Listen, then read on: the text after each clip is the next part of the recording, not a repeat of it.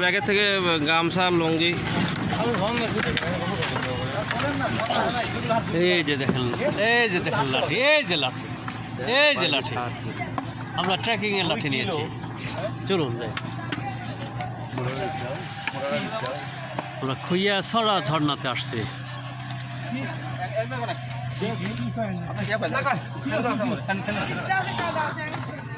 খুইয়াছড়া ঝর্ণা, এই যে দেখুন খুইয়াছড়া ঝর্ণা পার্কিং।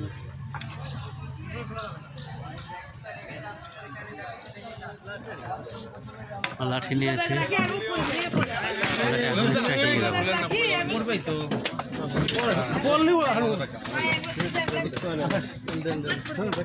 দর্শক